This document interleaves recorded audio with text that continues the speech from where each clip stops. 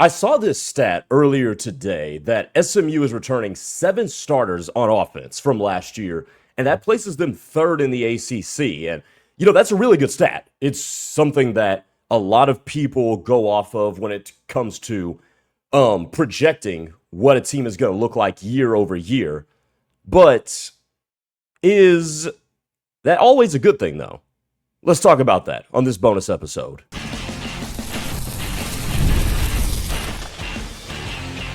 You are Locked On SMU, your daily podcast on the SMU Mustangs, part of the Locked On Podcast Network, your team every day. Bonus episode of Locked On SMU here today. I'm Grayson Singleton, as always. And yeah, let's dig right into that, because I was going through some articles about the upcoming football season, and I saw a prediction for week 1. Way too early predictions for week 1. And this was from CBS Sports. They had SMU going to Tallahassee and defeating Florida State 27-20. And as part of the synopsis of the reasoning why, they cited that SMU has 11 returning starters, 7 of which who are on offense, which would place them third in that category in the ACC. So is that necessarily a good thing? And the answer is it's a case-by-case basis, whether or not guys returning a bunch of starters are a good thing, because it's almost like the returning production type of thing. Well, they're returning 60% of their rushing output. Well, they only ran for 3.2 yards per carry. So do you want to return that rushing output? You see what I mean?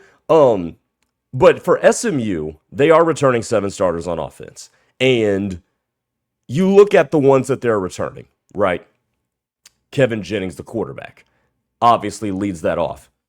3 of their offensive linemen, at least, coming back. Bates, Nichols, and P.J. Williams.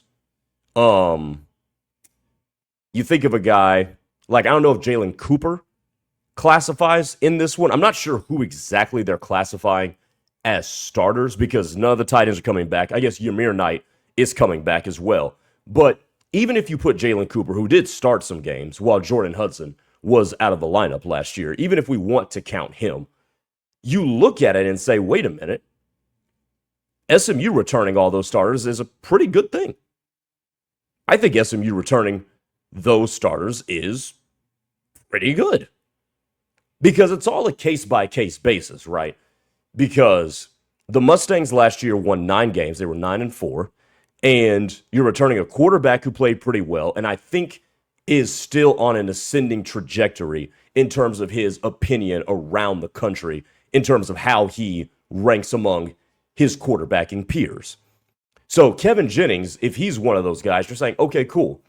P.J. Williams is potentially going to be a day 2 NFL draft pick. You like returning that.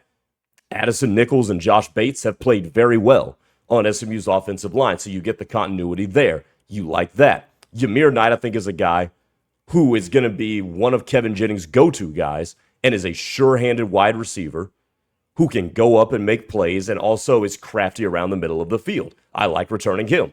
You guys all know how I feel about rising true sophomore Jalen Cooper. Showed flashes, really good player. I like returning that guy. So if they classify Derek McFall as a returning starter, which I don't think CBS would, because at that point you probably wouldn't have watched the games, but even Derek McFall is a pretty good player. If they're classifying D'Amico Green, which I'm pretty sure they aren't, basically what we have for sure is Kevin, 3 O-linemen, Jalen Cooper, Ymir Knight, which would make 6. I'm trying to figure out who the 7th would be. Anywho, the production they are returning in the form of starters is actually pretty good, to the point where I look at it and say, oh yeah, that gives me a lot of excitement for SMU season. Some teams are returning a bunch of starters and you're like, oh crap, we better hope they improve, or like, if you want to apply this logic across the country, right, look no further than a team like Oklahoma State, who offensively probably will not return 1 starter. everybody feels better about Oklahoma State today than they did last year. So it's all a case-by-case basis. But you're not returning hardly any of your running production that aged out, but you replaced it with Kendrick Raphael. Sounds like a fair trade to me, like the Drake song goes. You're losing receivers. I think that one's a cause for concern. You're losing 2 tight ends. That's, a cause for trepidation. But you've replaced those tight ends with guys you should feel good about. You've replaced those receivers with guys that you should feel decent about. I think there's a lot more that they need to show before we actually fall in love with the Jalen Hales and the Yannick Smiths of the world. I think that's fair to say. But if you take SMU's case, Mustangs are pretty good because they returned not just good players, but they returned the right ones. They returned the right ones. They returned the quarterback. They returned an entire side of an offensive line.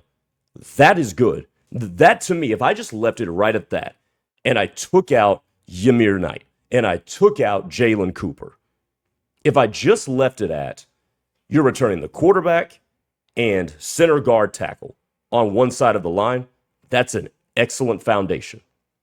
The left tackle, whoever it is, whether it's Odoms or Chambly, would have been in the program last year. So we're good there, and we'll see what happens at left guard. But what we do know for sure is that at least 4, and probably 5, of the entire offensive line was in the building last year. With the quarterback and with a couple of wide receivers. I'm feeling okay about that. And that everywhere else you can supplement, like you supplemented running back, supplemented wide receivers through the transfer portal, I think you're pretty good. I think SMU's feeling pretty good about the type of starters and the starter production that they're actually returning. And then they're also returning some production on defense. I'll tell you if I feel as good about it or not coming up next. What if sports were traded like markets? Now you can put your sports IQ to work in real time with Robinhood prediction markets. It's not you against the house, it's you participating in a live market. You can buy or sell your positions live all game long. Use your sports knowledge in the moments that matter. Robinhood prediction markets changes the game. It's people moving the action, so when momentum shifts, you can move with it. I always knew the game, but never had a dynamic way to apply that knowledge. Now I can actually take part live in a market powered by people. You're no longer just a spectator. Play-by-play, you decide. Trade every play with Robinhood. Now available across the U.S. Download the Robinhood app now to begin. Futures and clear swaps trading involves significant risk and is not appropriate for everyone. Event contracts are offered by Robinhood Derivatives, LLC, a registered futures commission merchant and swap firm. It's tax time, but for a lot of us, the old way of doing taxes is a lot. Trying to book an appointment that's not the most convenient, sitting in a waiting room with a stack of papers, emailing back and forth, and wondering if they really get your situation. But this year, you're getting a major upgrade. Intuit TurboTax now has in-person locations nationwide. You can meet face-to-face with a real tax expert, and your documents get uploaded straight to your TurboTax app on the spot. And just like that, you're done. Your TurboTax expert works to get you every dollar you deserve while you get real-time notifications as you go about your day. It's the relief of walking in and meeting a real person and walking out knowing your taxes are being handled right. Head to TurboTax.com/local to find a store near you and to book your appointment. Workplace chaos, deadlines stacking up, inbox overflowing, and the one position you have to fill is still sitting open. When the pressure's on and you need the right hire, this is a job for Sponsored Jobs. Indeed Sponsored Jobs helps you reach the people who actually fit what you're looking for. Skills, experience, and location. So you're not just hoping the right candidate stumbles across your post. And here's a stat that says it all. In the 1 minute I've been talking to you, companies like yours have made 27 hires worldwide, according to Indeed data. So if you're hiring, spend less time searching and more time interviewing candidates who check all your boxes with Indeed Sponsored Jobs. Spend less time searching and more time actually interviewing people who check all those boxes. It's less time, less stress, and more results. When you need the right person to cut through the chaos, this is a job for Indeed sponsored jobs. And listeners of this show will get a $75 sponsored job credit to help get your job the premium status it deserves at Indeed.com/podcast. Just go to Indeed.com/podcast right now and support our show by saying you heard about Indeed on this podcast. Indeed.com/podcast. Terms and conditions apply. Need to hire. This is a job for Indeed sponsored jobs. Okay, welcome back. Locked on SMU on this bonus episode. I want to talk real quickly about the defense because I did mention that there are 11 starters returning according to CBS for SMU, and that means there's some on defense. You're looking at guys like Alex Kilgore and Brandon Maizano and Marcellus Barnes, and depending on how you would classify him, maybe Jalen Milner-Jones drops into that conversation as well. And that doesn't even include the best part, because you have some dude named Tyron Polley who's being elevated as into a starter, who I think could be one of the better players defensively. And it's funny when you get to this time of year and people are trying to find different angles to talk about things, right? And you want to go to the returning starters. Like, that's cool. Returning starters, familiarity, continuity, so on and so forth. And then you forget a guy like Tyron Polley, who was the third safety on this team, who was not a starter, and he's an exciting player. Or we could consider a guy like a Kyron Chambers or a Lamadrick Spencer, whichever guy you want to say started at nickel for the majority of the year. Those guys, I believe, are back, unless I'm mistaken. But, anywho, the defense is returning enough production.